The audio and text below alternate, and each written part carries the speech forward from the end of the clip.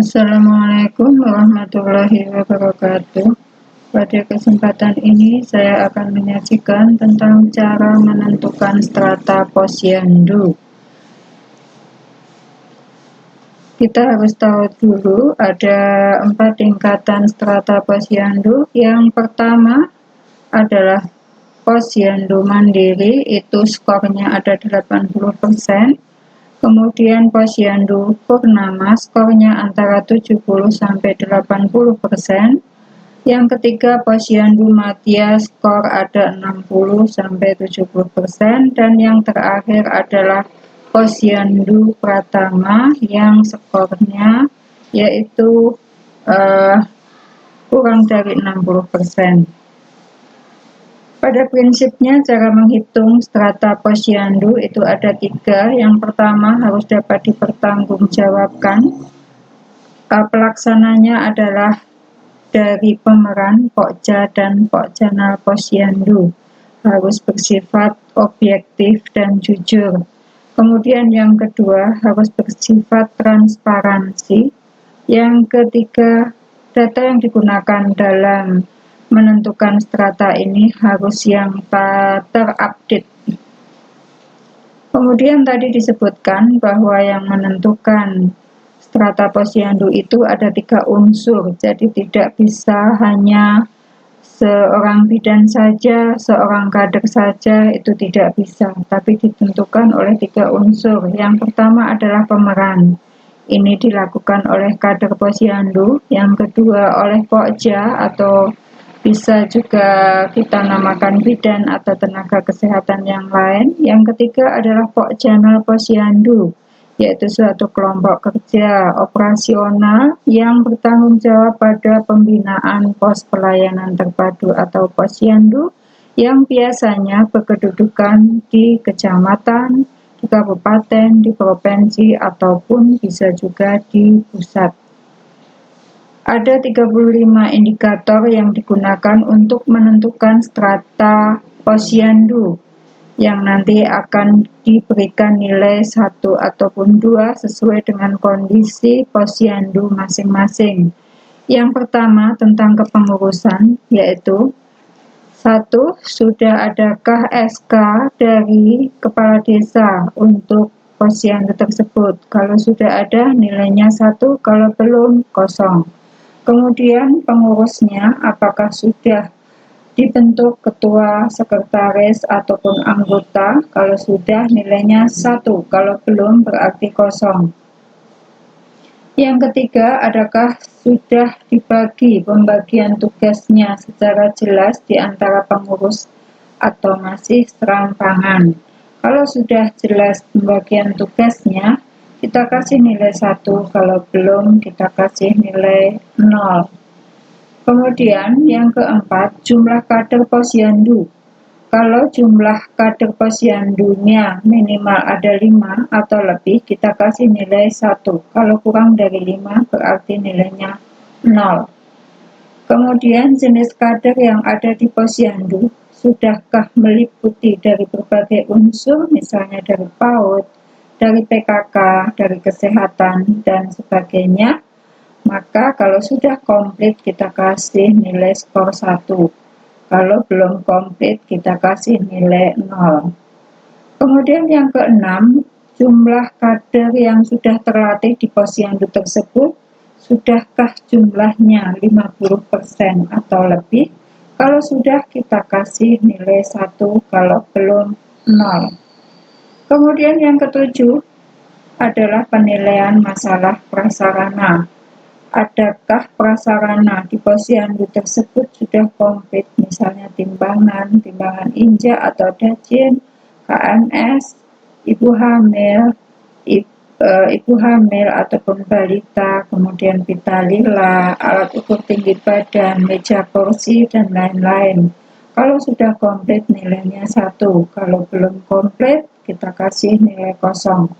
Kemudian yang ke-8, jumlah dari prasarana tersebut sudahkah memenuhi kebutuhannya, misalnya untuk vitamin A, untuk meja kursinya sudah memenuhi dari yang dibutuhkan atau belum. Kalau sudah memenuhi, kita kasih nilai 1. Kalau belum, kita kasih nilai 0. Kemudian, kondisi dari sarana-prasarana tersebut, masihkah semuanya berfungsi dengan baik? Kalau masih, kita kasih nilai 1. Kalau sudah sebagian besar rusak, kita kasih nilai 0. Kemudian untuk yang ke-10, prasarana tempat posyandu itu diperuntukkan khususkah untuk posyandu atau untuk kegiatan yang lain. Kalau khusus untuk posyandu berarti nilainya 1. Kalau masih diperuntukkan kegiatan yang lain berarti nilainya 0. Kemudian yang ke-11, lokasi posyandu menetap di suatu tempatkah atau masih berpindah-pindah? Kalau sudah menetap di satu tempat, kita kasih nilai 1. Kalau masih berpindah-pindah tempat, kita kasih nilai 0. Kemudian yang ke-12 adalah lingkungan posyandu. Lingkungannya bersih atau tidak? Kalau bersih, kita kasih nilai 1. Kalau lingkungan sekitarnya kotor, kita kasih nilai 0. Indikator selanjutnya adalah tentang pendanaan. Cukupkah biaya operasional untuk pendanaannya pada posyandu tersebut? Kalau cukup, kita kasih nilai 1. Kalau masih kurang atau tidak cukup, kita kasih nilai 0. Kemudian sumber pendanaan tersebut adakah yang berasal dari masyarakat swadaya masyarakat setempat? Kalau ada pendanaan swadaya dari masyarakat setempat, ada sumbangsih dari masyarakat setempat, berarti kita kasih nilai 1. Kalau tidak, kita kasih nilai 0. Kemudian untuk pendanaan tersebut sudah rutin atau kontinkah? Kalau sudah berarti 1. Kalau belum berarti kita kasih nilai 0. Kemudian untuk indikator yang lain tentang pelaksanaan program. Apakah di posyandu tersebut sudah meliputi kegiatan program KIA, KB, imunisasi, gizi, penanggulangan diare atau ISPA? Kalau sudah, kita kasih nilai 1. Kalau belum, misalnya hanya penimbangan saja, kita kasih nilai 0. Kemudian indikator yang ke-17 yaitu jenis kegiatannya. Apakah di posyandu tersebut sudah meliputi 5 meja, yaitu pendaftaran, penimbangan, pencatatan, penyuluhan, pelayanan lainnya? Sudahkah kegiatan tersebut ada? Kalau belum ada, kita kasih 0. Kalau sudah ada, kita kasih nilai 1. Kemudian untuk sasarannya, di posyandu tersebut sasarannya sudah lengkapkah? Misalnya bayi, balita, ibu hamil, ibu nifas, ibu menyusui, pus atau wus. Kalau sudah, kita kasih nilai 1. Kalau belum, kita kasih nilai 0. Kemudian untuk pelaksanaan program pengembangan, apakah di posyandu tersebut sudah ada pengembangan program, misalnya tentang deteksi dini, kemudian pos obat desa, kemudian kerjasama dengan Polindes atau PKD? Kalau sudah, kita kasih nilai 1. Kalau belum, berarti nilainya 0. Kemudian dari program tersebut tadi yang disebutkan, apakah sudah berkesinambungan dilakukan, misalnya deteksi dini, sudah dilakukan misalnya 6 bulan sekali atau belum, kita kasih nilai 1 kalau sudah berkesinambungan rutin. Kalau belum berarti nilainya 0. Kemudian dalam pencapaian sasaran program pengembangan, apakah sudah tepat sasaran sesuai yang menjadi tujuan atau kita sebut sudah efektif? Kalau sudah, kita kasih nilai 1. Kalau belum efektif, kita kasih nilai 0. Indikator yang selanjutnya yaitu tentang pelaksanaan administrasi. Tentang pelaksanaan administrasi ini, apakah di Posyandu sudah ada 9 buku administrasi yang meliputi buku susunan pengurus, daftar hadir, kegiatan Posyandu, notulen, inventaris, daftar bantuan, buku tamu, kunjungan rumah, kas, dan juga SIP. Kalau sudah ada, kita kasih skor 1. Kalau belum lengkap dari buku-buku yang ada tersebut, kita kasih nilai 0. Kemudian untuk pengisian buku wajib dan SIP, apakah sudah dilakukan secara tertib? Kalau sudah tertib, kita kasih saja nilai 1. Kalau belum tertib, kita kasih nilai 0.